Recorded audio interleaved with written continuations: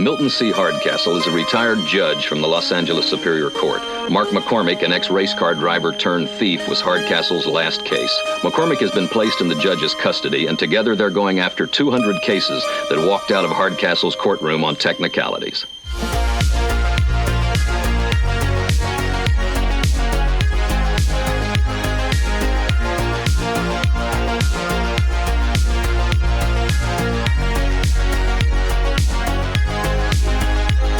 Fast cars, wisecracking convicts, and a retired judge who plays by his own rules. Welcome to the world of Hardcastle and McCormick.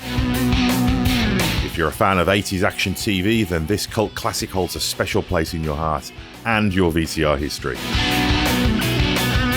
Today we're shifting into high gear with 10 geeky facts about Hardcastle and McCormick that will take you under the hood of one of TV's most unique buddy cop shows. Buckle up.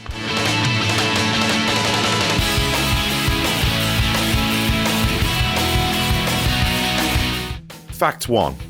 The car was the star. Let's talk about the real star of the show, the Coyote X. Sleek, fast, and totally impractical for daily errands, the Coyote was a custom-built car that instantly became iconic. It was based on the McLaren M6 GT kit car, but modified for TV magic. Underneath all that flash, it ran on a Volkswagen chassis with a Porsche engine in Season 1, but here's the twist, the car was so cramped that actor Brian Keith, who played Judge Hardcastle, physically couldn't get in. That's why in Season 2 they swapped the body for a larger DeLorean chassis version to fit him in. So yeah, even the Coyote had a growth arc. Fact 2. It was a Steven J Canel special. If the show felt a bit like the A-Team or 21 Jump Street, that's because it came from the same creative engine. Hardcastle and McCormick was the brainchild of Steven J Canel, a powerhouse in 80s TV. Cannell had a formula: buddy dynamics, episodic justice, and a flashy hook. Sound familiar? The show followed retired Judge Milton Hardcastle and ex-street racer Mark McCormack as they chased down criminals the legal system let slip through the cracks. Cannell once said the show was his way of turning the courtroom into a car chase, and we are so here for it. Fact 3. Mark McCormack was nearly played by a soap star. Brian Keith was a TV veteran, but Daniel Hugh Kelly? Not so much. Before Hardcastle and McCormick, Kelly had mostly done theatre and a few soap roles. But here's the fun part. The producers originally had a few daytime stars on their list, including a young Eric Roberts. Ultimately, Kelly's gritty charm and natural chemistry with Keith won out. And thank the TV gods for that, because that odd couple tension was the glue that held the whole series together. Fact 4. The theme song changed, and fans are revolted.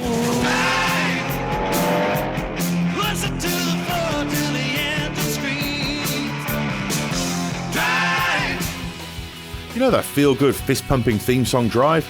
Yeah, that wasn't always the theme. From two different worlds, billions of light years apart. In Season 2, producers swapped it out for a different song called Back to Back. The backlash was immediate. Back to back, holding the line over our heads, but we're in it together. Back to back, stumbling blind, we'll take it one step at a time. Fans flooded the network with letters old school style. Even TV critics weighed in. The original theme was quickly reinstated by Season 3.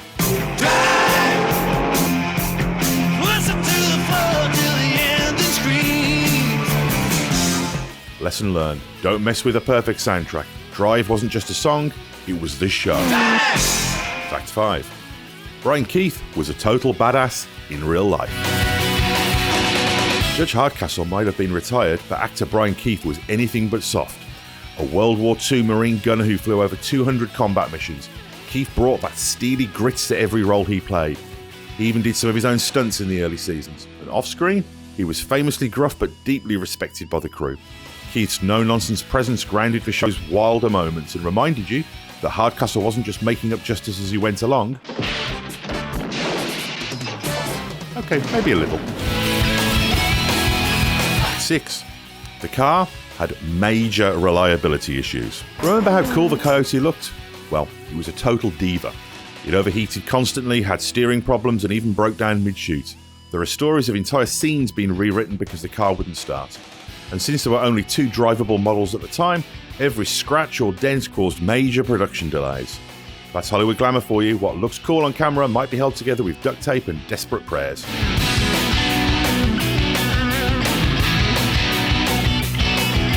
Fact 7. There was an attempted reboot. Sort of. In the early 2000s, there was industry buzz about rebooting Hardcastle and McCormick, part of a wave of retro crime show revivals. One script reportedly reimagined the duo as a mother-daughter team, flipping the script entirely. But the network interest fizzled and the project never made it past early development. Still, rumours pop up every few years. If Knight Rider and MacGyver can come back, never say never for the Coyote. Fact 8. The show had a hidden message about justice. Behind the car chases and witty one-liners, Hardcastle and McCormack had a deeper theme. What happens when the system doesn't work? Judge Hardcastle's Celebrity Criminals list was basically a commentary on the limitations of the justice system, and Mark, as a convicted car thief trying to go straight, represented the possibility of redemption. In a weird way, it was TV's version of Batman and Robin, if Batman wore cardigans and Robin cursed a lot. Fact 9. Guest stars galore. If you look closely, Hardcastle and McCormick is a time capsule of rising 80s stars. You've got a young Marky Post, James Avery before he became Uncle Phil. I'm gonna be your mama, boy. And even Dennis Franz before he blew up in NYPD Blue. The show was like a proving ground for TV talent, and half the fun is spotting those, wait a second, is it that guy moments? Fact 10. Its legacy lives on in gearhead culture. The show ended in 1986 after 3 seasons, but the Coyote X lives on. Replica builders still sell kits online, fan conventions feature Coyote X cars, and YouTube is full of restoration videos. It may not have had the ratings of Magnum PI, but Hardcastle and McCormick carved out a legacy in car culture that's impossible to ignore. It was Knight Rider's streetwise cousin. So whether you remember it for the killer theme song, the odd couple chemistry, or just that amazing car, Hardcastle and McCormick was one of those shows that perfectly captured the spirit of 80s TV, where justice wasn't just blind, it was driving a custom kit car at 120 miles per hour. If you enjoyed this trip down memory lane, be sure to like, subscribe, and tell us in the comments which 80s action show deserves a geeky deep dive next. Until then, drive safe, and maybe keep your own Celebrity Criminals list, just in case.